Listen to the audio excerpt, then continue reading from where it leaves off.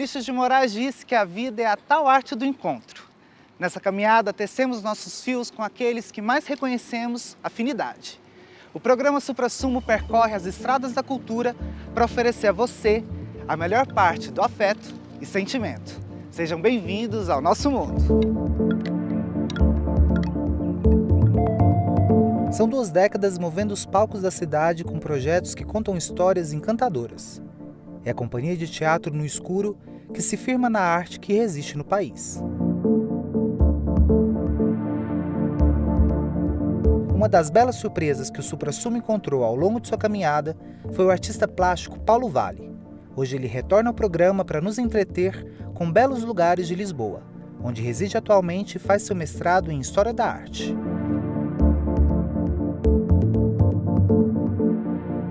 Qualquer lugar do mundo me cabe. A frase é de Drummond, mas o gravador Zé César abraça com a vida e a arte essa afirmação.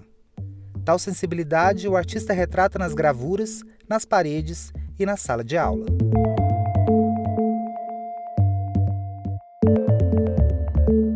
Ele colore com palavras e escreve com as cores. Dividimos com você todo o talento de Hal Wilson e os espaços poéticos que desbrava com bastante sensibilidade.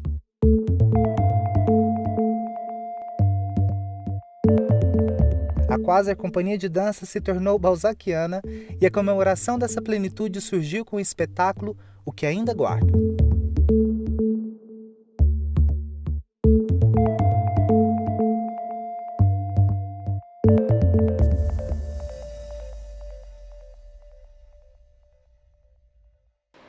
Somos amigos. Oi, Suprassumo é Cultura, meu nome é Adriana Brito.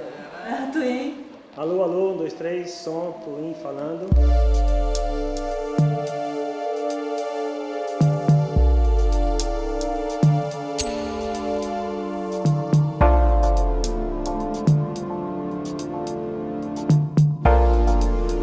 As aulas de teatro da Escola Técnica, né, na década de 90, com o professor Sandro de Lima, que dali surgiu o grupo No Escuro.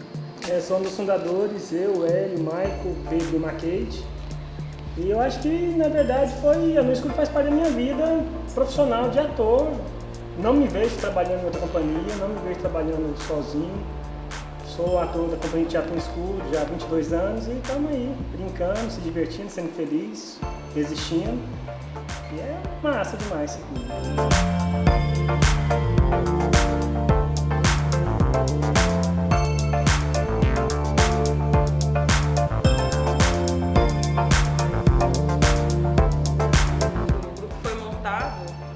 Logo após, passando os 4, 5 anos, nós tivemos possibilidades até governamentais que favoreceram isso. A gente pode perceber que no Brasil tem muitos grupos que estão com 20 e poucos anos, 20 anos, 18 anos, né? Então isso também foi reflexo de uma questão política que foi voltada para a cultura nessa época, né? Coisas que a gente não tinha antes, algumas possibilidades de circulação de espetáculo. No Brasil, falta a gente apresentar em Maceió, Macapá e Boa Vista.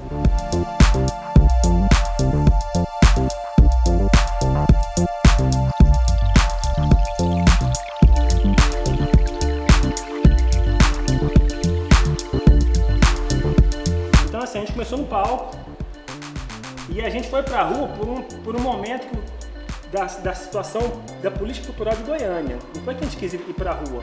Era um momento que Martins Cerezo estava fechado, o Teatro Escola Técnica estava fechado, palco no Teatro Goiânia era muito difícil ter palco no Teatro Goiânia, não tinha Centro Cultural do UFG, não tinha Espaço Sonhos, não tinha teatro para apresentar. Ou a gente ia para a rua ou a gente fazia teatro.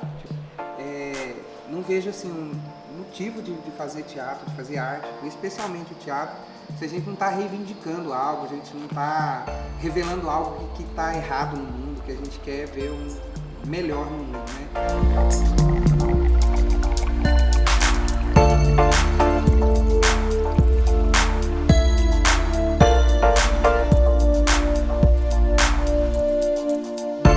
Bacana durante o processo também é a criação coletiva, né? Então todo mundo se ajuda, então todo mundo mundo faz os adereços, o cenário, quer dizer, geralmente assim, esse olhar de fora que a Isabela está falando é muito importante, porque aí aquele que está dirigindo, geralmente assim, ele dirige, acontece dele não atuar, né? Então assim, esse olhar de fora, a questão do texto, da dramaturgia também, então o grupo inteiro também interfere, ele fala, ele propõe, ele dá opiniões, né? Então, tem os amigos, os agregados do grupo que estão sempre próximos da gente, né? Que também sempre eles estão contribuindo, ajudando no máximo possível. Então, a gente trabalha mesmo com essa criação coletiva. A gente também se apaixonou pela questão da iluminação, pela questão da sonoplastia, da contrarregragem. Então, um espetáculo plural, que são 3 atores, quem é da companhia, quem está em palco, é quem faz a técnica. Nós também somos técnicos de teatro. Então, assim, por uma questão de sobrevivência também. O teatro grupo não é só o elenco. O teatro grupo, ele se fortalece nas pessoas que estão próximas ao grupo, que são a base do grupo. Sem essas pessoas, a companhia de teatro no escuro não sobreviveria. Não só no Brasil, em vários países do mundo, depende de financiamento público. E financiamento público é uma escada, né? Sobe um degrau, desce 3, sobe 3, desce 4. E essas pessoas dão base pra gente. Então, é muito uma questão de sustentabilidade também, a gente dividir a direção. E quando é com a gente também, é a nossa linguagem, é uma pessoa que a gente já sabe as relações, caminham muito próximo do nosso dia a dia, do cotidiano da companhia.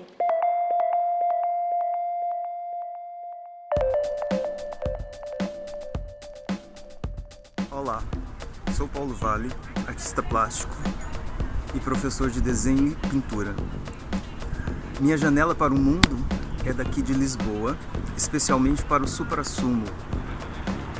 Moro aqui há 3 anos, me encantei pela cidade e pela diversidade que Lisboa tem. Espero que vocês tenham um contato com esse meu encantamento pela cidade, pelo que eu vou mostrar para vocês.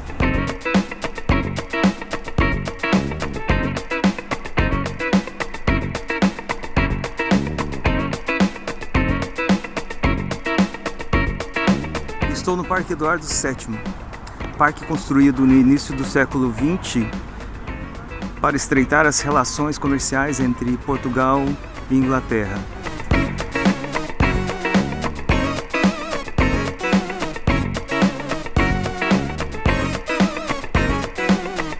Agora na Praça de Camões. Uma característica muito forte de Lisboa nesse período é a quantidade de turista. A cidade fica abarrotada. É bacana. Como o pessoal diz, é bué fish.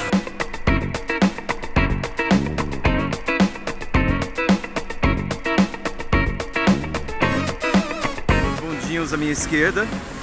É uma característica ainda muito forte da cidade.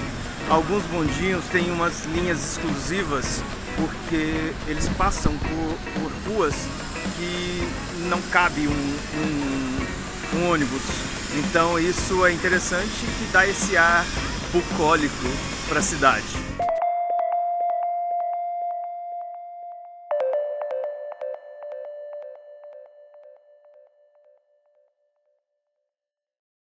Eu sou Raul Wildson, artista visual, e eu estou no Suprassumo.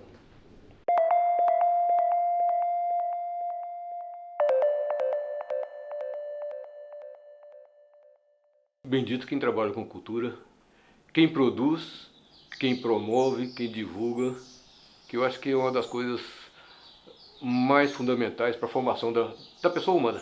Nós precisamos de pessoas com cabeças abertas, com capacidade crítica. Então, o Suprassumo é um exemplo desse trabalho, de mostrar o que está sendo feito, mostrar o que acontece e mostrar, divulgar, as pessoas poderem ter a oportunidade de fazer isso. Então eu acho o trabalho fundamental, esse do trabalho do Suprassumo. 21 anos é todo um trabalho. Eu sei o trabalho que é produzir, eu sei o que é o trabalho de promover, de produzir. Esse trabalho que vocês fazem no Suprassumo, para mim é um trabalho fundamental.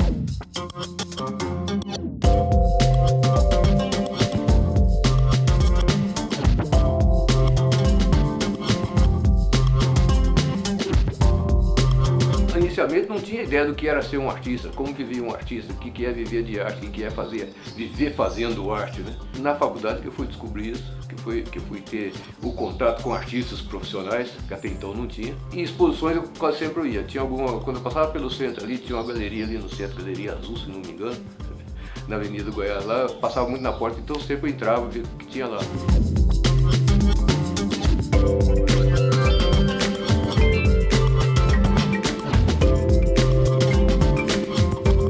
A gravura, ela permite muita pesquisa, invenção.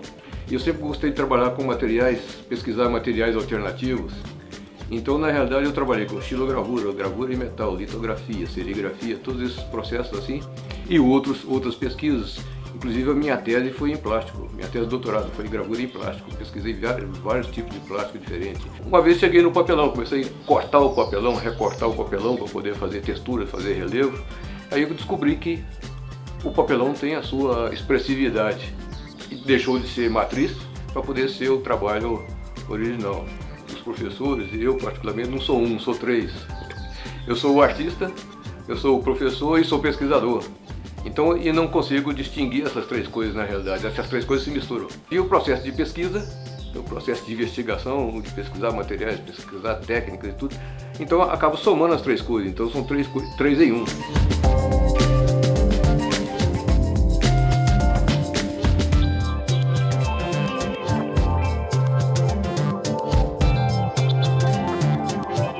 Nunca estudei propriamente música, não sei nada de música, inclusive sou meio desafinado, meio desentoado. Mas na família, a família tem tradição de música. Meu pai gostava de cantar, era seresteiro, na época dele de novo. A mãe dele era pianista e o pai, que morreu cedo, quando ele era criança ainda, era violinista. Tinha uma cidade, morava em cidade do interior de Minas, Ponte Nova, tinha uma orquestra. A gente começou, os outros irmãos começamos uns cantando, minha irmã canta também e tal, e outros dois irmãos meus começamos a fazer o ritmo. Arrumamos um instrumento ali, um pandeiro, um tamborim, eu comecei a tocar pandeiro. Dois sobrinhos meus, filhos desse irmão mais velho, tocavam, um toca flauta num bando e outro tocava violão, guitarra. O Marquinhos, flautista, falava pra mim: nós estamos com um grupo de amigos aí, a gente toca uma vez por semana, uma, duas vezes por semana, e quarta-feira lá em casa, no estúdio, tinha um estúdio no fundo. Ah, por que você não vai lá tocar com a gente? Comecei a tocar com ele assim, e no fim virou uma banda. Eu não sei se eles tinham, esse dia eu estava discutindo se eles tinham um propósito de fazer uma banda.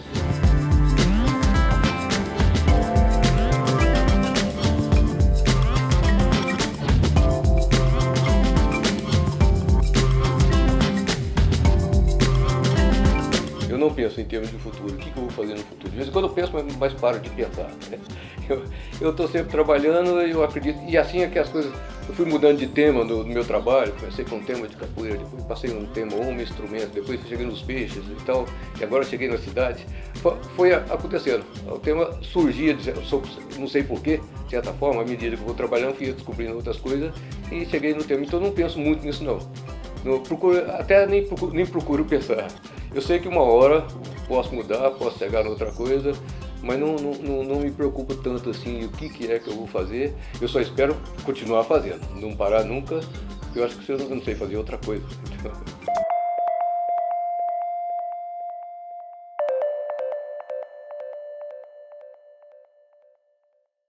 Para viver é preciso ser artista. Eu sou, você é. E todo artista é humano. Um ser que voa com os pés no chão, dorme, tem insônia, caminha sem pressa e tem pressa para tudo. O artista é só mais um humano. Tem fome, tem sede, tem partes que lhe sobram e outras que lhe faltam. Na barriga tem azia, borboletas, tem pele, tem anseio. Tem certezas que duvida e duvida do que tem certeza. A ansiedade diminui com a idade e a vontade de viver aumenta. Aqui dentro mora um artista. Também mora um homem, um menino. Mora dentro de mim o que não pôde me abrigar aqui fora. O artista sonha, tem pesadelo. Sabe amar e às vezes não sabe. Chora, sorri, faz farra, faz drama. O artista é humano, um estranho que me habita, meu melhor amigo. Um navio na tempestade, uma pluma viajando para Saturno. O artista é humano. Ele está aqui agora, tão perto de mim, tão longe de tudo.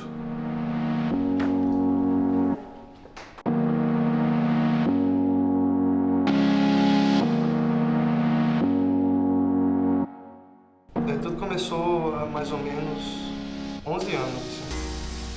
A minha avó faleceu, eu fui criado por ela, não tive criação da minha mãe e do meu pai, então ela foi minha base familiar. Assim. E o sonho dela era reformar a casa. E a casa era uma pintura bem antiga, assim, que devia ter já uns seus 20 anos. E naquela parede tinha muitas histórias, assim, de tudo que tinha acontecido já. Então tinha marca de batom, tinha marca de briga, marca de violência, histórias que outras pessoas viveram. Então eu decidi meio que reformar a casa em homenagem a ela.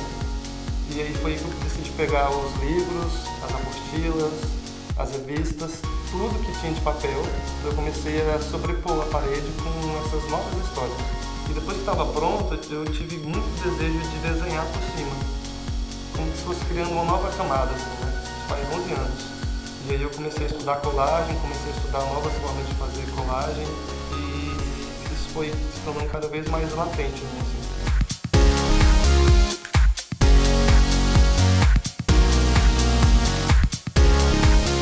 Então, a casa da minha avó era muito próxima ao rio, então eu vivia no rio. E os indígenas existiam lá também. Só que muitos deles não tinham um apreço ou valor social que eu acho que eles mereciam ter. Então eu gostava de pensar que a minha visão tinha que ser diferente, eu tinha que tentar encontrar riqueza nisso. E eu acho que na medida que a gente vai de encontro às nossas raízes ancestrais, a gente consegue entender questões atuais e consegue se entender mais como povo, como nação.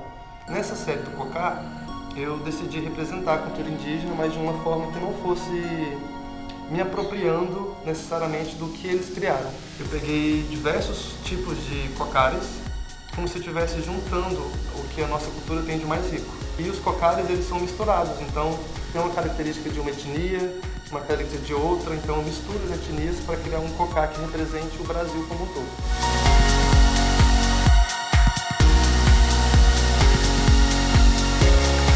Toda vez que eu penso em fazer uma técnica nova, eu penso em fazer uma Frida. É como se fosse um molde, um exemplo de criação. Porque eu admiro ela como artista, como pessoa, e acho que ela soube lidar bem com suas próprias dores. Tudo que eu quis fazer foi isso, transformar as minhas dores em arte. Foi assim que eu me tornei artista. Então, para mim, ela é um exemplo não só estético, mas político, um exemplo como mulher, como artista também.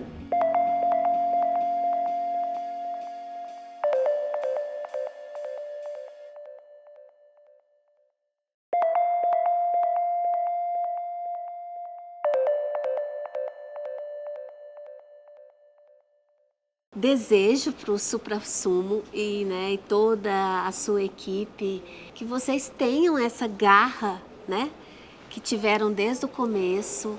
É desse jeito que a gente, né, consegue e acha fórmulas para poder driblar todas essas questões inerentes à nossa área. E eu desejo para vocês assim muito sucesso, um trabalho essencial. Que dá visibilidade, que mostra a nossa cultura goiana. Fiquem aí e façam o melhor sempre.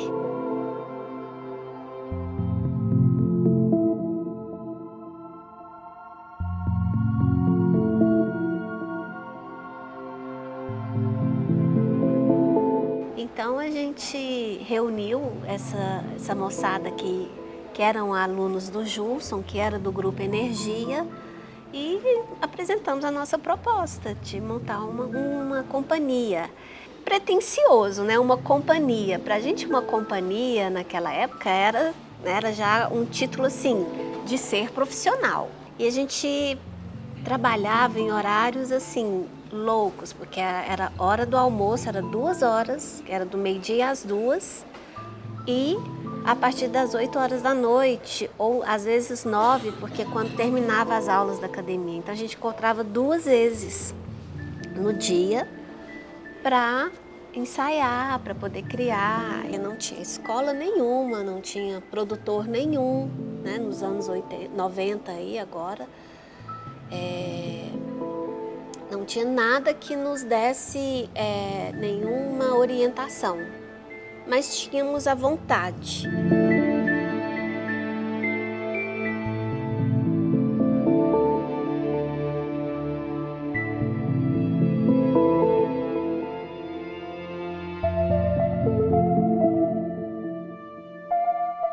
Henrique enquanto criador, maravilhoso, assim, uma pessoa que é incrível. E aí a gente, né, foi assim, lapidando mesmo tudo isso para que a gente pudesse entrar em cena. E tanto é que foi com o espetáculo Versus, essa transição assim. E esse espetáculo foi para fora do país e foi quando a gente teve um reconhecimento. Então, no Brasil, Goiânia a gente já tinha, não era essa situação de hoje, né, porque já são 30 anos também, vários espetáculos, mas nós tínhamos um público, não era que mantinha a gente, não, mas conseguia, né, as apresentações. E aí fomos para a Alemanha e apresentamos esse espetáculo Versus. Aí de lá o produtor que estava organizando o evento era um dos curadores de um grande festival nacional. Então indicou a companhia, foi quando a gente apresentou em São Paulo e Rio. E aí onde ficamos conhecendo.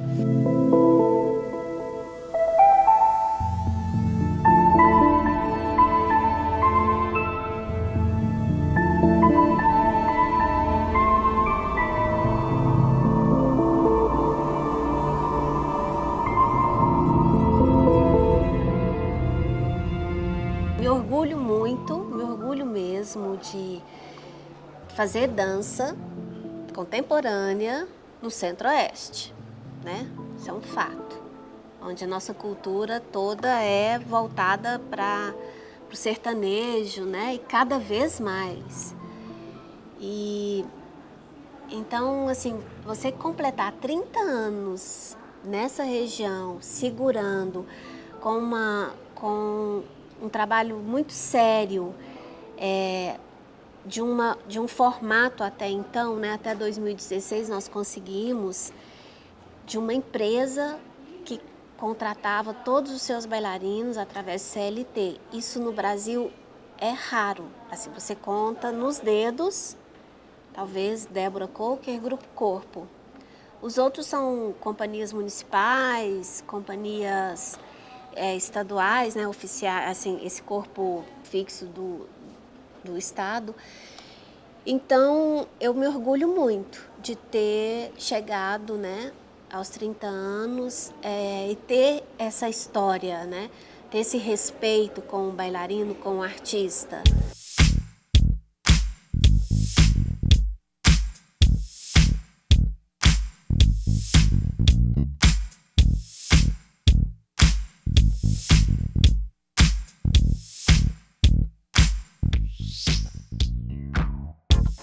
Está sendo um presente enorme, né?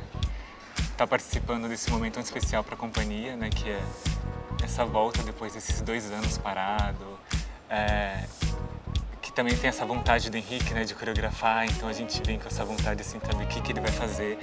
Quando a gente vê um tipo de coreografia, a gente já identifica o coreógrafo, né? Em alguns lugares. E a Quasar é isso, a gente vê o tipo de movimento e a gente já identifica. E estar com ele, e não só com ele, mas também com a Valesca, que está na Quasar já há mais de 15 anos, que pra mim tem a Quasar no corpo dela, né? Esse jeito Quasar de se mexer, assim. E quando o Henrique me fez esse convite, eu não esperava nunca dançar alguma coisa da Quasar ainda, né? Eu achava que essa minha trajetória com a Quasar já tinha, né, se encerrado totalmente, né? A gente se comunicava, né? Ele sempre falava assim, quando a Quasar parou, ele falou assim, quando a Quasar voltando, queria ver de você estar como minha assistente, tinha já essas conversas, mas assim, voltar a dançar com a Quasar realmente eu não esperava. E essa palavra que eu falava, eu até brinco com ele, eu falo assim, Henrique, eu acho que você me guardou também. Eu fiquei guardadinha lá um tempo, aí você falou assim, você me tirou da caixinha e me botou no espetáculo, né? Eu falei para ele que eu me sentia assim, como se ele tivesse me guardado, né? E uma curiosidade também que eu acho bem bacana é que eu participei de várias comemorações da Quasar, né? Dos 15 anos, dos 20, dos 25 e agora dos 30 anos. Realmente eu não esperava. E tá sendo... é uma delícia estar em cena com a Quasar. O meu corpo se identifica muito com essa movimentação.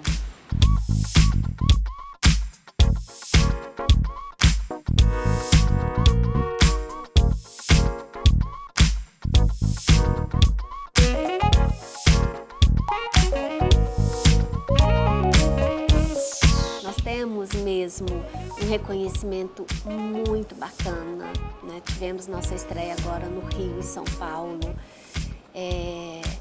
Então, as críticas que saíram, o público que compareceu, a euforia do público, os comentários. Então, pra gente isso assim é maravilhoso, é alimentador,